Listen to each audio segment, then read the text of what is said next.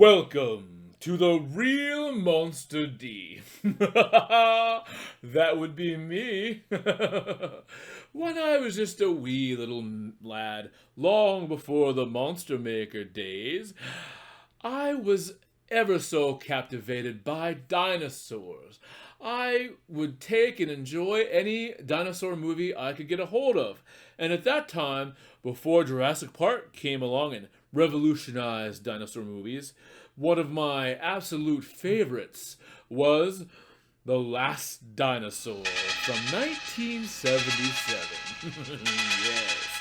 Well, it has been a little while since I watched it, so I finally did a rewatch, and I thought I would share with you some things that I, as an adult monster maker, have learned about The Last Dinosaur. 10 things I have learned about The Last Dinosaur. First, anyone with a hat on can stand in as a young Richard Boone. You men have even tried what he has tried. Really, which one is he? Is that him? Which one? Number 2. Some people apparently find threatening a spouse with an elephant gun to be humorous. Few men have ever lived as he has lived. 3. A $2 sign is apparently good enough for a billionaire. 4. Maston Thrust owned the Shield helicarrier.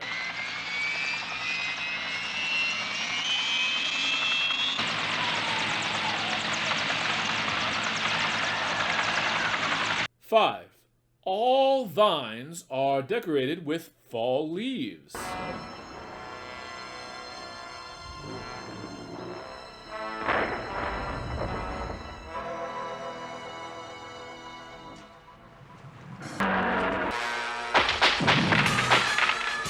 6. I learned just how absolutely cute baby torteras are.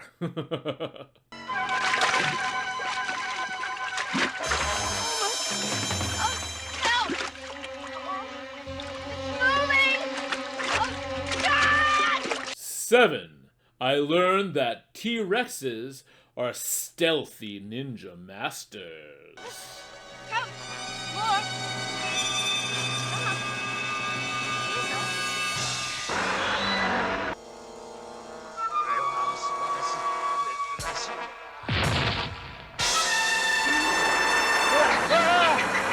Number 8.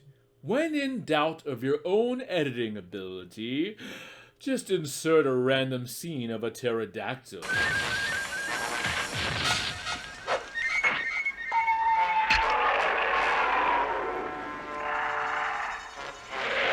Number 9. Prehistoric chickens, and I do mean chickens right alongside dinosaurs, are an actual thing. What are you two ladies up to, huh?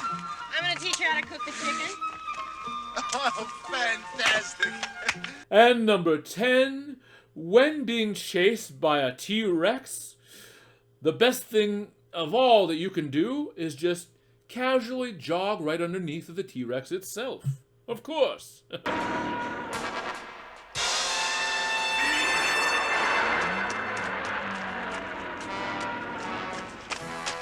Have you seen The Last Dinosaur? If so, tell me, did you enjoy it? What did this film teach you? Let me know in the comments below. Are you in the mood for a monster? 5-minute monsters have returned!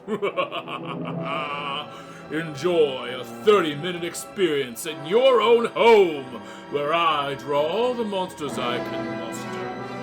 I am going to pull the monster right out of your very own mind. I will do so by using my magic monster maker. Order your experience at therealmonsterd.com. At last, the moment you have been waiting for! The knockdown, drag-out battle that shall be forever told in lore and legend and on video. And I am talking about The Last Dinosaur versus The Last Unicorn. Oh, how can it be? Hoof versus claw, mane versus jaw. Who will come out triumphant? Well, actually, I am not talking about the films, and I am not even talking about the characters, no. I am actually talking about the songs. For you see, both The Last Dinosaur and The Last Unicorn had an accompanying opening theme song, each titled, guess what? The Last Dinosaur and The Last Unicorn. Imagine that. And those two songs are what we are pitting together in this knockdown, drag-out battle. 5 rounds. Let's see who will go down. The first round is instrumentals.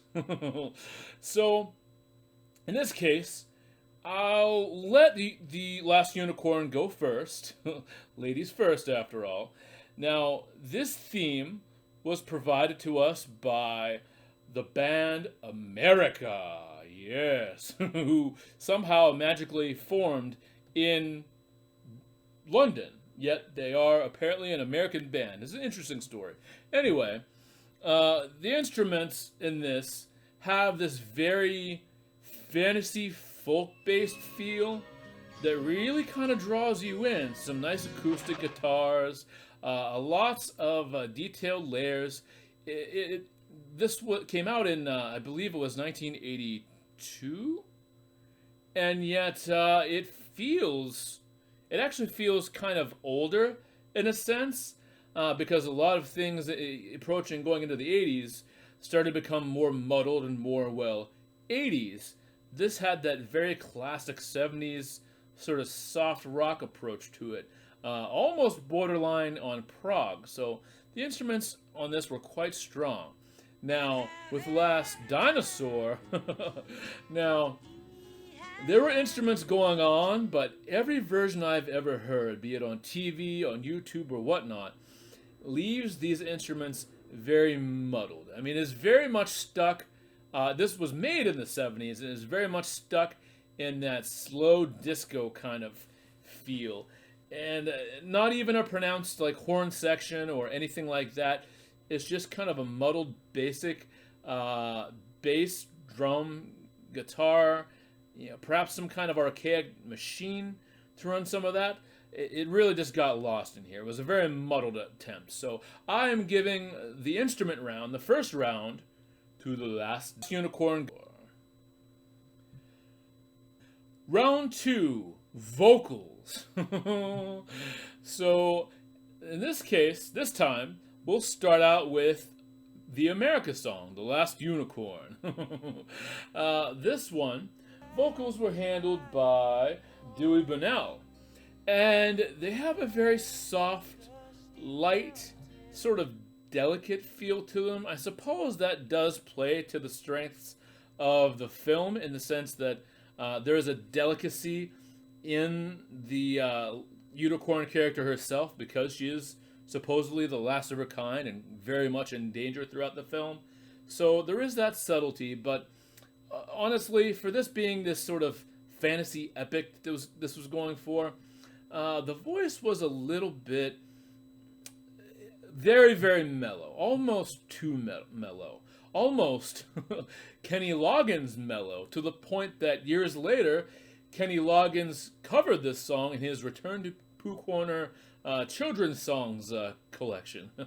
So yes, this is definitely the part of the song where you were reminded that yes, this is a soft rock folk kind of a band, and this is about as soft as it gets. I mean, it's not bad, but not particularly strong or powerful. I mean, the vocals do not really soar too much, at least not until the end. Matter of fact, I may even give soaring points to Loggins' version, which we are not talking about here. We are talking about the film version of the song. So yes, a little on the slow side. Now, with The Last Dinosaur, we have vocalist Nancy Wilson, and it is my not so flimsy opinion that Nancy Wilson must have been trying out to make the next James Bond intro theme song, because yes, this is as close as you will ever get to having a James Bond introduction for a dinosaur movie. And I love it for that. And in that, Nancy gives her all. She gives lots of power, lots of passion, lots of love for this song about a dinosaur. So this one, the round in vocals goes to The Last Dinosaur. Round 3, visualization. How well does the song meld with the movie that it's presented in, and what are the visuals that go along with it? Well, The Last Dinosaur, there's a little bit of a prologue before the actual song kicks in, and then when the song does, you are treated to a photo album. You essentially are flipping through a photo album that is supposed to be collected by Richard Boone's character, Maston Thrust, and you're essentially just looking at pictures of him or pictures of people who are supposed to be him with various groups of people and with animals and that sort of thing. And it's, I mean, what can we say? It's a photo album. Now, with the intro to The Last Unicorn, starts out kind of in a similar beat in the sense that there is sort of a prologue. You get to hear the voice of the unicorn a little bit, and then it fades off into this theme song. But in this time, the theme song seems to almost appear, it almost feels like it is in canon with the film itself. You get these really interesting visuals with this sort of forest jungle sort of growing over, and you get these classically painted sort of lions, this very stilted yet very elegant animation that goes right along with the song. I mean, you see soaring birds and the sun, and it is just a very beautiful merging of these visuals along with the song. They fit the song perfectly. So, yes, for this powerful sort of amalgamation of song and visualization, I am giving this round to The Last. And for the final round, the 5th round, we're going to talk about song representation. How well does the song represent its subject matter? Well, this time, let us talk first about The Last Unicorn.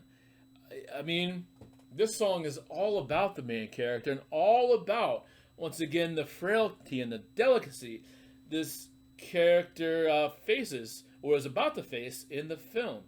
And the sort of final part to the chorus is with the singer sort of emotionally almost shouting, "I'm alive, I'm alive." It really evokes that sense of, this may be the last unicorn, but this unicorn is not going out easily. And it really brings in this beauty and elegance of the character herself. It does represent the character well. Now, with The Last Dinosaur, as it turns out, this is not a James Bond-inspired song about a dinosaur. It says The Last Dinosaur, but it is a metaphor.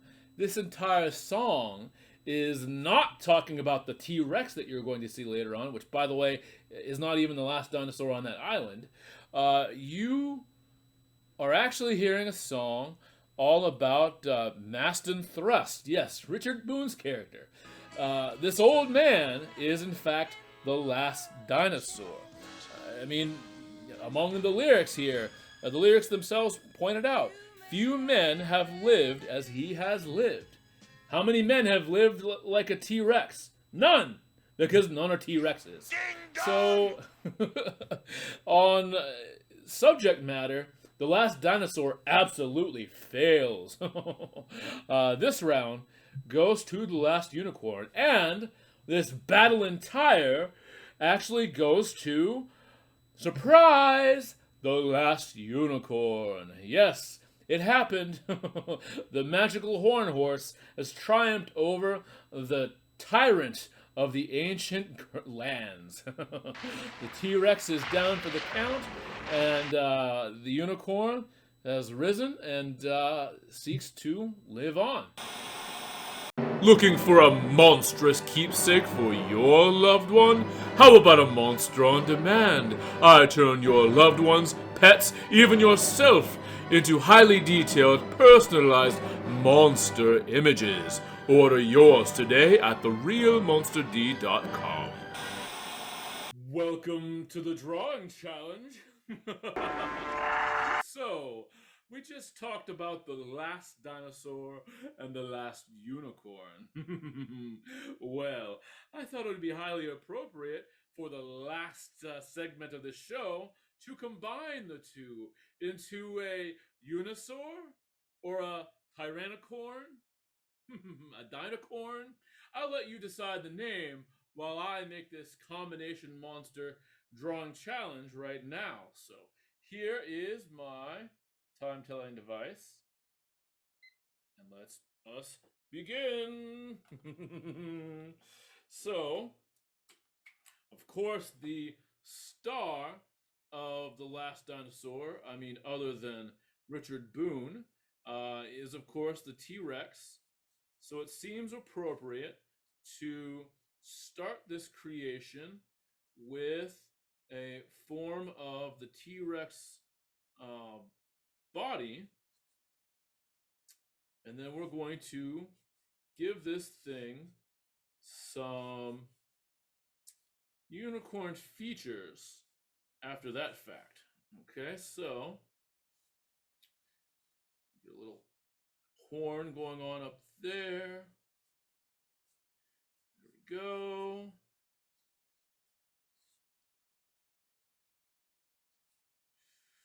There we go.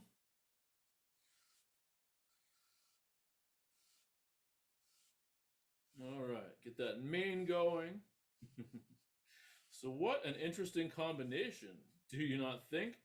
A T Rex and a unicorn. I mean, the T Rex, of course, is known as being the king of the dinosaurs, the ultra predator, just a monster of sheer power with massive jaws.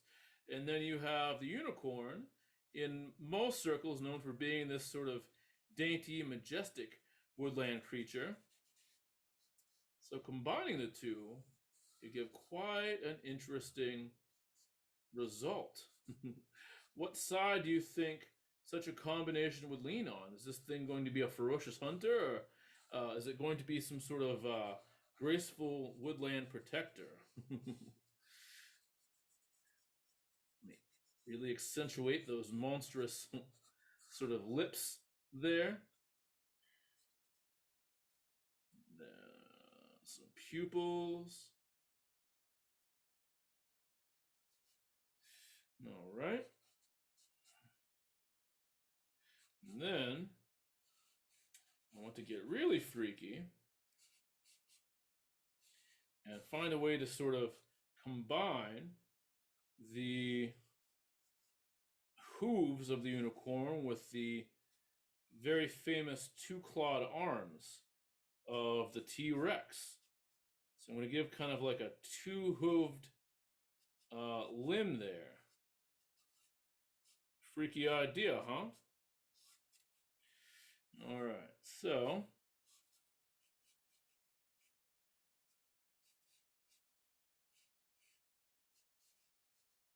all right, so hoove that off if it behooves you.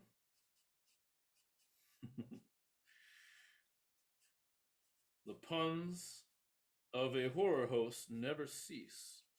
I feel like that is probably the one trait that all of us share, no matter who we are or where we reside, where our lairs are. If you're dealing with a horror host, you're going to deal with some bad puns. All right. So at some point, I will probably draw a Punosaurus Rex or a Punicorn. All right. While I have some time left, I think I will go in and add a little bit of color to this crazed creature. Some blue on that mane. And then some purple on that horn. All right. And I have no idea what a T-Rex's pupils would be colored, but red somehow feels appropriate. There we go. And then let's bring in some extra thick lines and some shade to really make this thing a weighty titan. There we go. Some more shade down there. More shade in there. In the palms, between those sort of fingers. Fronts.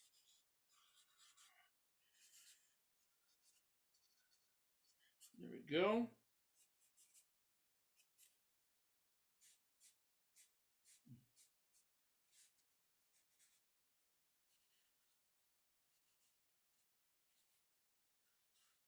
Almost done.